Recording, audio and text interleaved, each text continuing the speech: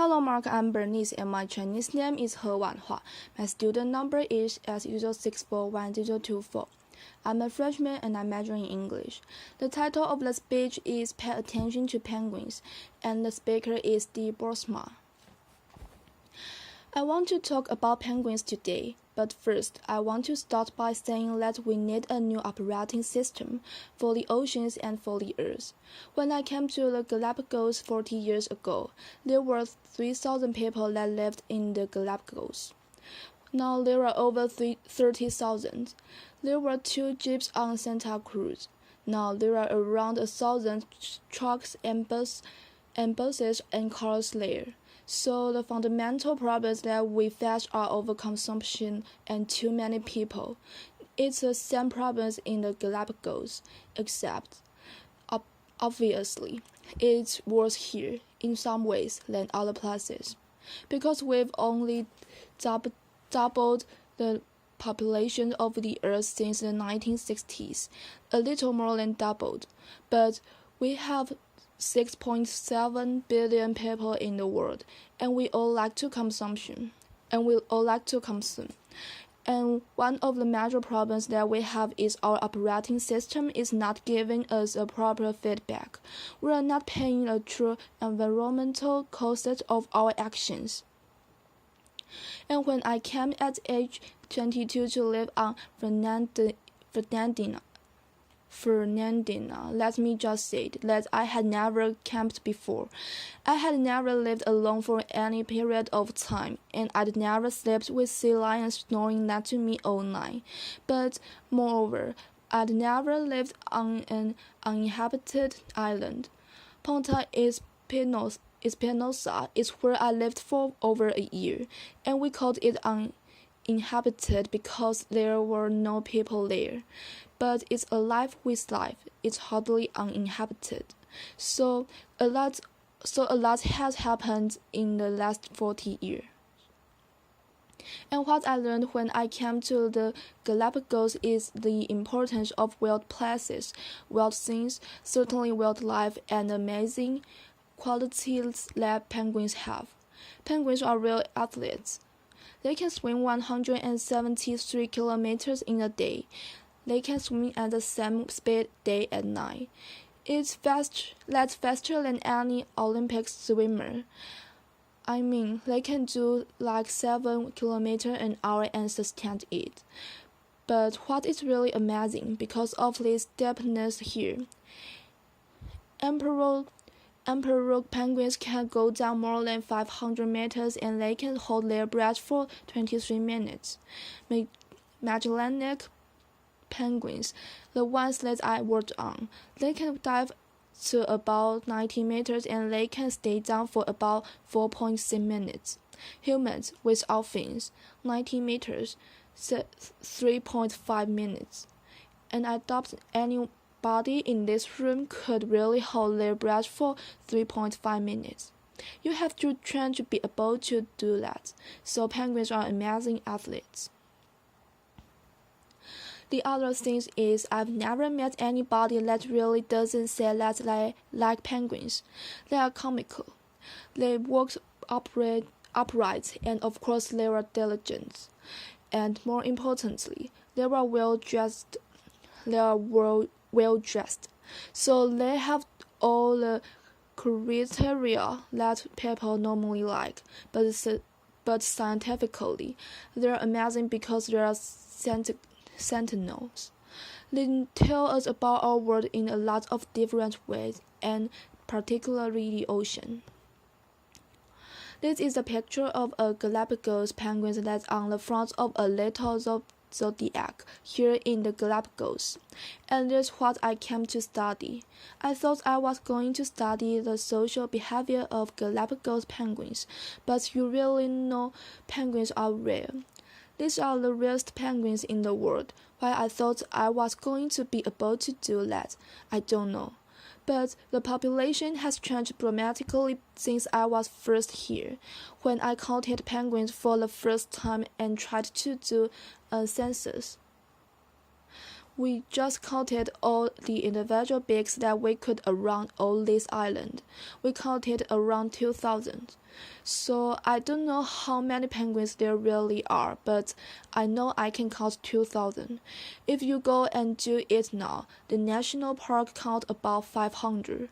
So we have a quarter of the penguins that we did 40 years ago, and this is true of most of our living system. We have less than we had before, and most of them are in fairly steep decline. And I want to just show you a little bit about why. Brain. That's a penguin brain to tell you that it's important to pay attention to penguins. Most important of all, I didn't know what that was the first time I heard it, and you can imagine sleeping on Venezia your first night there and you hear this lonesome, painful call. I fell in love with penguins, and it certainly has changed the rest of my life. What I found I was studying is really the difference in how in Galapagos changes, the most extreme variation. You've heard about these El Ninos, but it's the extreme that penguins all over the world have to adapt to. This is a cold water event called La Nina, where it's blue and it's green. It means the water is really cold, and so you can see this current coming up. In this case, the Humboldt current that comes all the way out to the Galapagos Islands, and this deep undersea current, the Cromwell current that upwells around the Galapagos, that brings all the nutrients. When this is cold in the Galapagos, it's rich and there's plenty of food for everyone. When we have extreme El Niño events, you see all this red, and you see no green out here around Galapagos. That means that there's no upwelling, and there's basically no food. So it's a real desert for not only for the penguins and the sea lions and the marine iguanas. Since died when there's no food, but we didn't even know that affected the Galapagos when I went to study penguins. And you can imagine being on an island hoping you are going to see penguins, and you are in the middle of an El Niño event, and there are no penguins. They are not breeding, they are not even around. I studied marine iguanas at that point, but this is a global phenomenon, we know that. And if you look along the coast of Argentina, where I work now, at a place called Ponta Tombo, the largest Magellanic penguin colony in the world down here about 44 degrees south latitude. You see that there's a great variation here. Some years, the cold water goes all the way up to Brazil, and other years, in these La Nina years, it doesn't. So the ocean don't always act together, they act differently. But that is the kind of variation that penguins have to live with, and it's not easy.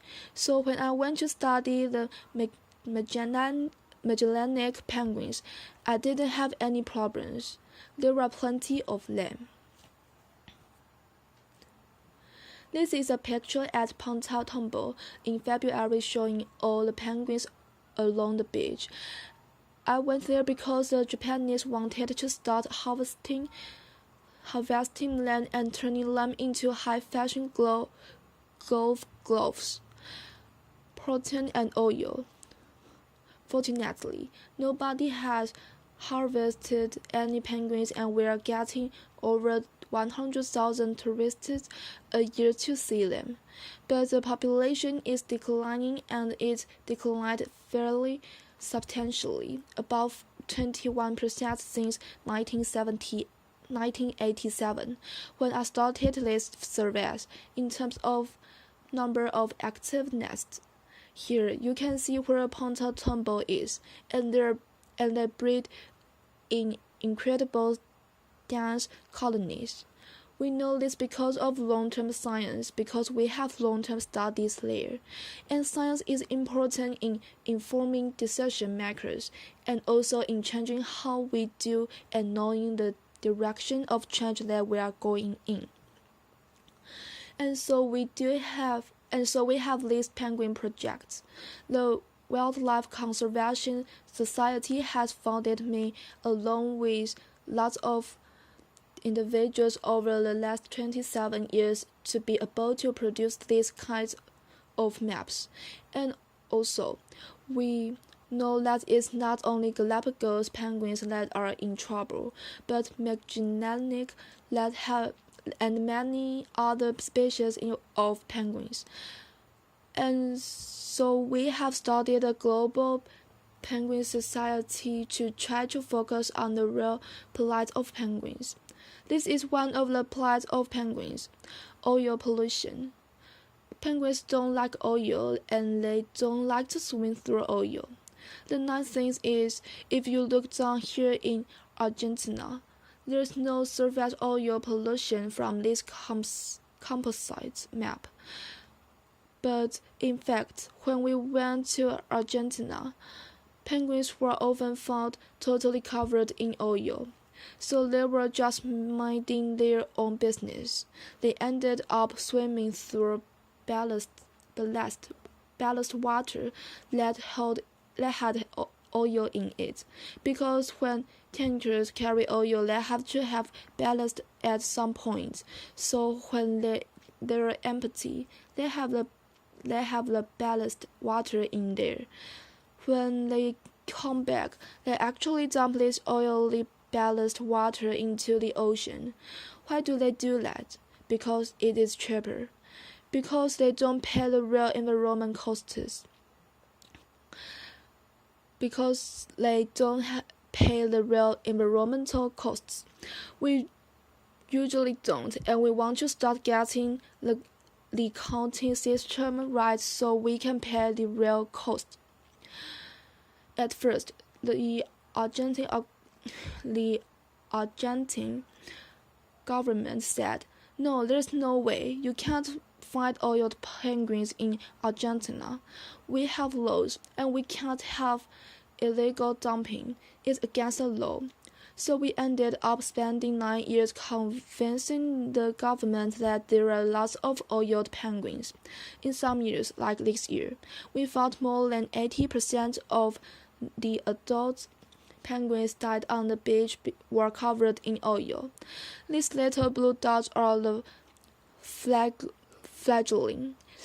We do this survey every March, which means that they are only in the environment from January until March. So maybe 3 months at the most that they could get covered in oil. And you can see in some years over 60% of the fledgling were oiled. Eventually, the government listened, and amazingly they changed their laws. They moved the tanker's length 40 kilometers farther offshore, and people were not doing as much illegal dumping. So what we are seeing now is very few penguins are oiled. Why are even these penguins oiled?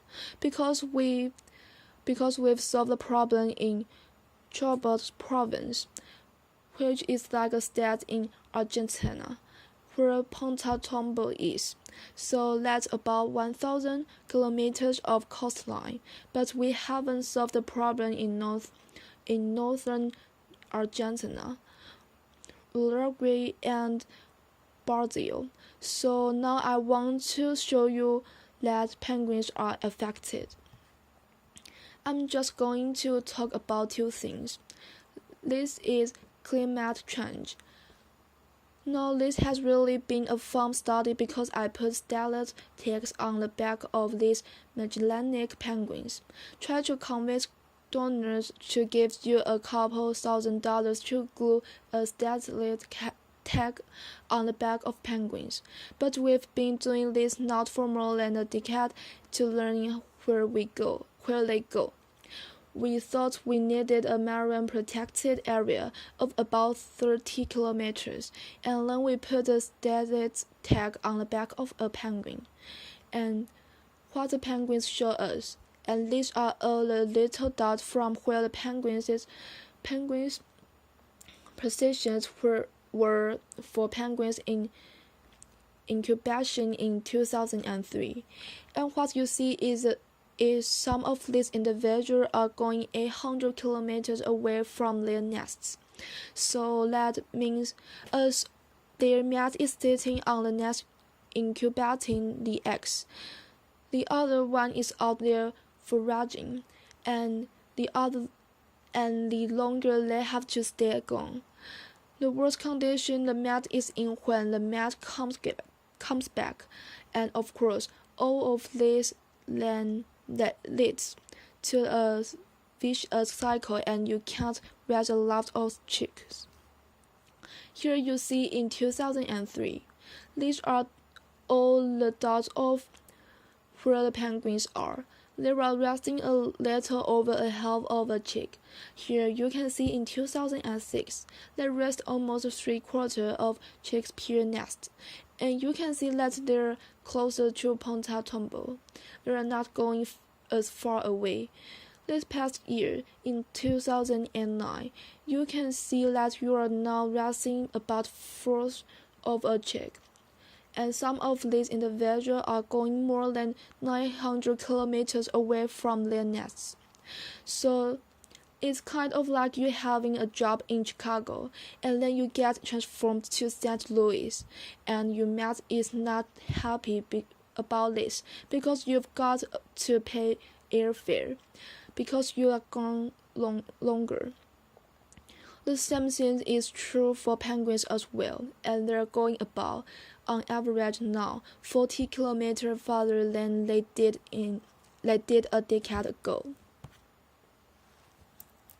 We need to be able to get information out to the general public, and so we started a publication with the Society for Conservation that we think presents cutting-edge science in the new, novel way. Because we have reporters that are good writers that actually can distill the information and make it accessible to the general public. So if you are interested in cutting-edge science and smarter conservation, you should join with our 11 partners.